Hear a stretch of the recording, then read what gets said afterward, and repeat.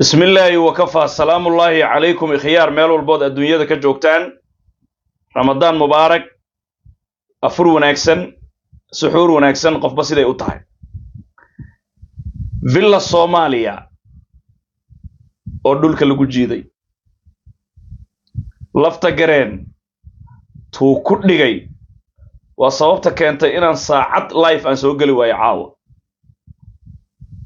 ilaa iyo program cusub aan dalbado oo stuudiyaha ayaaba la gubayba qayb kamid ah malaha macalinka lugaya intaas jaamacadan ay sheegin may ka tahay wallahi been ma haddaan afurna daay waxaad moodaa in ma arkaysa macnihi hada wixii ka dhacay baydhabo saacadii ugu dambeeyay sheegida aan sheegayno shanta qaaradood fashilkaasi in ay ka cararayeen mashirna mashorna sharci adag ma dhigana mashirna mashorna sharci adag ma dhigana shukriyey hoy hoy hoy hoy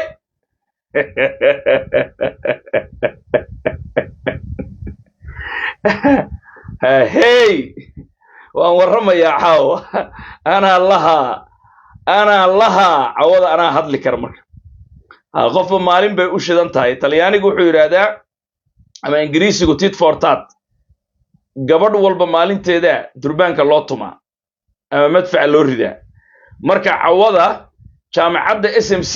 cid aan ahayn oo baraha bulshada ay u furan tahay siyaasad maba jirtaba siyaasadda baydhabo u guudhay Soomaan baydhabaanu aadi doonaa waxna ku dari mayno waxna ka reebi mayno bal dadka ka naxaayo muuqaalkan ma daawan kartid isaga tag dadka ku farxaayo si wanaagsan u daawo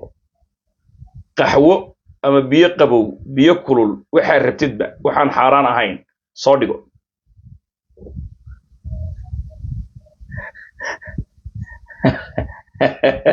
hello damul jadid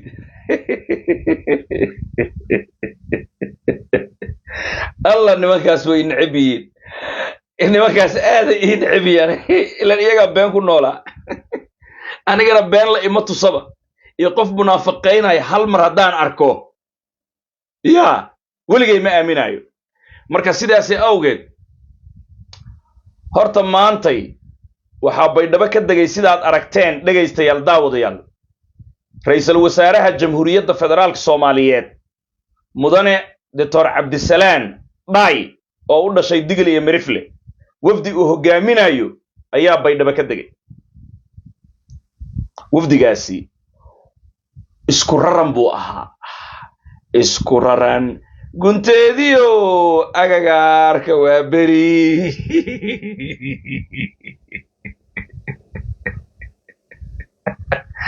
wafdi isku raran wafdigaasi 15 ilaa 20 bay gaadhayeen waxay ciwaan ka dhigteen kooxaha villa Soomaaliya taageera waxay u kuurgalayeen xaaladda amniga kormeer wanaagsan waaya marka amniga loo kuurgalayo wasiiru dawlaha xafiiska ra'iisul wasaaraha gaani ninka ay dhahaan ma kormeer iyo u kuurgalid maxaa ka galay haddii qof uu wax kormeerayo wasiirka arrimaha gudaha ba ku filnaa kaligiis muxuu aadi waayay saacanaas adag iyo weedha maxaa isku baagay heshiiskii Ethiopia ciidamadii la soo bandhigay magacaabadii Dr. Cali Saciid Fiqi iyo ciidamadii kale ee maantay maxaa isku soo baagay iyo safarkooda qarnigeen joognaa yaan u sheekaynaynaa villa Soomaaliya yay rabtaa inay wax u sheegto protocolka iyo dawladnimada ma naqaan miya qof walba shaqadiisa garan mayna miya toddobaatameeyadii inaan joognay u haystaan dadku markaas ay waxay ku soo qorqoreen beejajkooda villa Soomaaliya iyo meelahaas waxay ku soo qorqoreen ma arkayse wafdiga waxay u kuurgalayeen xaaladda amniga iyo kormeer yaad kormeeraysaa adiga واي وفدقاسي waxay isugu jireen nin xafiiska ra'iisul wasaaraha ka socda xamse cabdi barre ayna ku kala dhinteen axmed madoobe oo ogaadeen ah oo markii dambe xamse u go'ay oo la yiraahdo gaani wasiirka qorshaynta oo isaguna macnii beena ay dhahaan oo baadicadda u dhashay oo isagana xasan uu soo dirsaday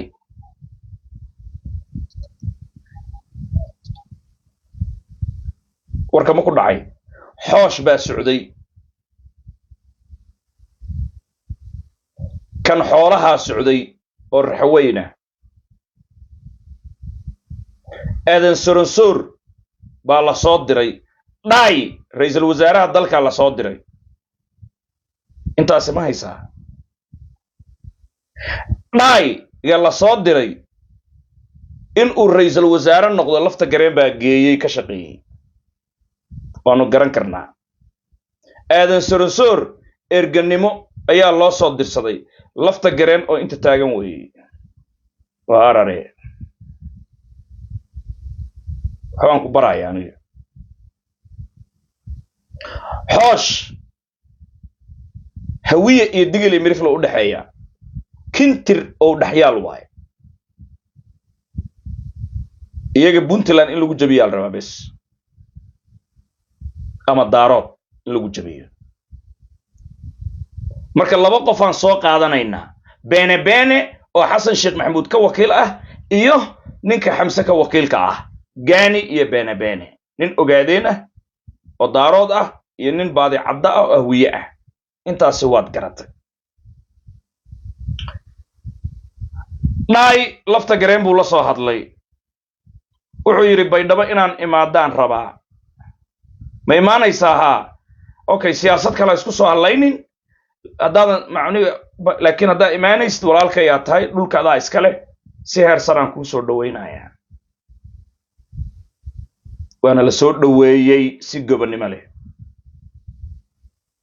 xitaa waxaa macnihi ay kula daarteen xafladdii ciidamada cusub ee beerka madow birjaxa Mayland Etoobiyaanku ay tababareen oo maanta boodayay aad u jeedeen way ka soo muuqdeen shanta qaaradood waa laga dhisay meeshaasi hadday igu sawir doonayeen haddii kale bila Soomaaliya kuwa ka socdaa laakiin dhaay dhulka isagaa iska leh xisaabta markay meeshaasi joogto lafta gareen waa xariif wuxuu ku yiri saaxiib yeel wala waxyaabaha meelaha aad ku qorqoraysaan waan arkaaye oo kurgelid waxa sheegaysaan kowde ha iswareerinina afura waxaad u socoteen sheega aan kala dhamaano durba afura la siiyay baydhaba gobonnimadooda waa taqaanaa afur marka la siiyay oo la fariistay maxaad u socoteen taaneeya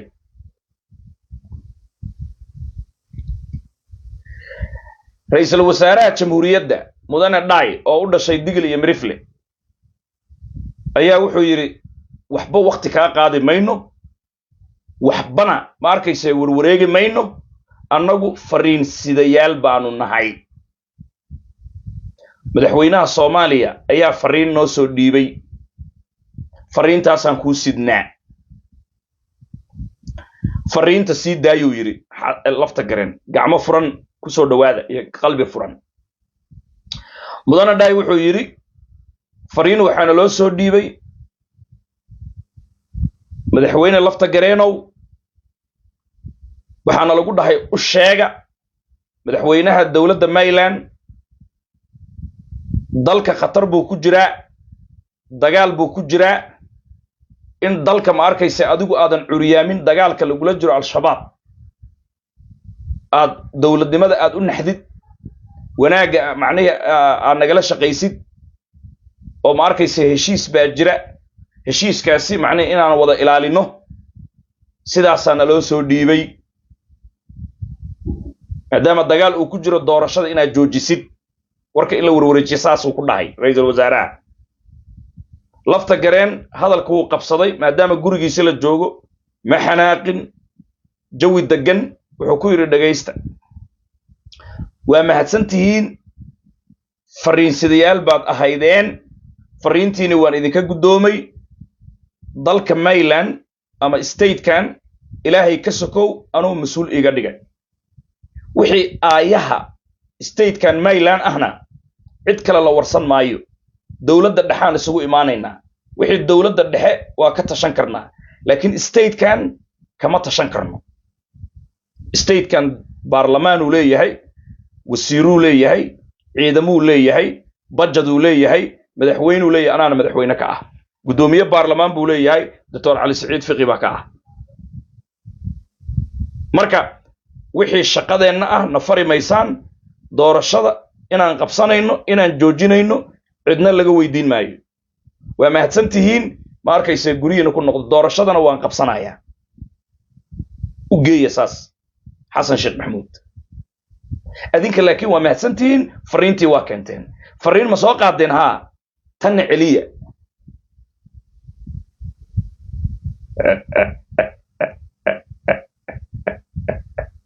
waxay fayraska igu soo furayeen caawa xaaladaan oo kale markay jirto waan ogahay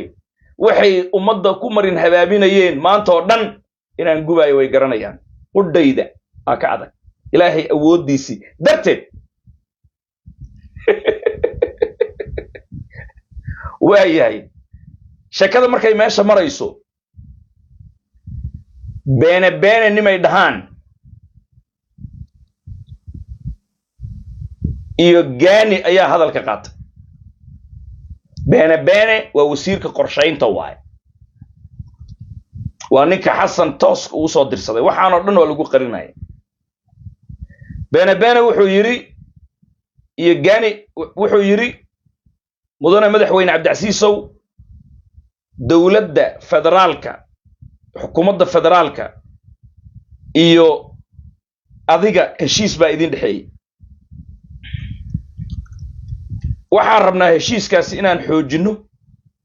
macnaheedu garantiye garayno oo ma arkayse aan damaanad ka bixino in qodobadii aad dalbatay oo aad qoratay sidoodii loo fulinayo waan ognahay qodobada inay soo daaheen iska dabuureeg ay galeen laakiin waxaan rabnaa inaan qodobadaasi annaga aan damaanad qaadno beene banane jale che bella matura 25 mangiato 25 ancora come stai bene come ti chiami mi chiamo bene waayahay lafta gareen baa hadalka qaatay wuxuu yiri soo dhawow beene haddii xamar la joogi lahaa si kale ula hadlayaa lafta gareen laakiin gurigiisa la joogaa wuxuu ku yiri wada hadalka madaxweynaha Soomaaliya iyo annagana dhexmaray adinka shaqo kuma leediin markaan wada hadlaynayna adinku goobjoog ma ahayn laakiin boos maba idin kaga banaanaba ee tartiib u afura عشان ku darsada xamar diyaaradda waa diyaaradana cirka siday u jeexdo injineerkii soo saaray iyo duuliyaheeda naga yaqaan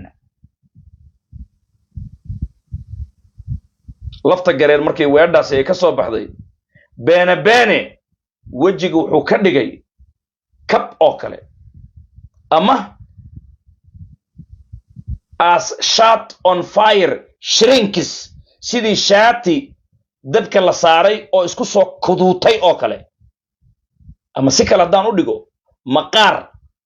dab la saaray sidoo noqonaya